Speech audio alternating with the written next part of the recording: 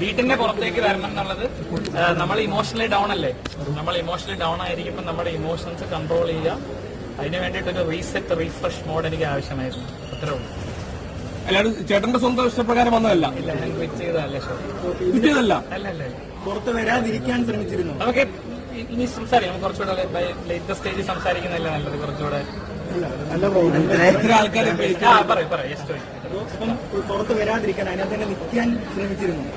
ഞാൻ നമ്മള് ഇത് എന്റെ മാത്രം ഡെസിഷൻ അല്ലല്ലോ. നമ്മൾ അതിനകത്ത് കയറ്റുന്നതിന് കുറെ സ്റ്റെപ്പ് പ്രോസസ് ഒക്കെ ഇല്ല. അപ്പൊ ആ പ്രോസസ് ഞാൻ ഒരു ഒറ്റയടിക്ക് ഒരു കാര്യം പറയാം. നമ്മളിങ്ങനെ ക്വസ്റ്റ്യൻ ആൻസർ ചെയ്ത് ഒരുപാട് സമയം പോകും. ബേസിക്കലി ഞാനൊരു എന്റർടൈനർ ആയിരുന്നില്ല. എന്റർടൈൻ ചെയ്യുക എന്നുള്ളതാണ് എന്റെ ഒരു ധർമ്മം. അത് ഞാൻ അതിനകത്ത് വൃത്തിയായിട്ട് ചെയ്തുകൊണ്ടിരിക്കുകയായിരുന്നു എന്നാണ് എന്റെ വിശ്വാസം.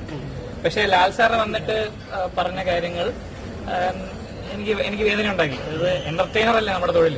അപ്പൊ എന്റർടൈൻ ചെയ്യുന്നില്ലേ ആൾക്കാർക്ക്? ഞാൻ എന്റർടൈനിങ് ആയിട്ട് തോന്നുന്നില്ലേ? എന്റെ എന്റർടൈനിങ് കയ്യിൽ നിന്ന് പോയോ? അപ്പൊ അങ്ങനെ തോന്നിയപ്പോ ഒരു എന്റർടൈനർ അല്ലെങ്കിൽ പിന്നെ എന്തിന് ഞാൻ അതിനകത്ത് നിൽക്കണം എന്നുള്ള ആ മൊമെന്റിൽ എനിക്ക് തോന്നി, ആ ഒരു നിമിഷം. അപ്പൊ ആ തോന്നലൊന്ന് ഒരു പിന്നെ നമുക്ക് ഒരടിയല്ലല്ലോ, മെഷീൻ കണ്ണായിരുന്നില്ലേ. അല്ല, ഈ ജാസ്മിൻ ജബ്രി വിഷയത്തിൽ ഇടപെട്ടപ്പോഴാണോ ശരിക്കും ഇങ്ങനെ ഒരു പ്രശ്നം പറ്റിയത്? അങ്ങനെയൊന്നുമില്ല. അവരൊക്കെ ആരാ?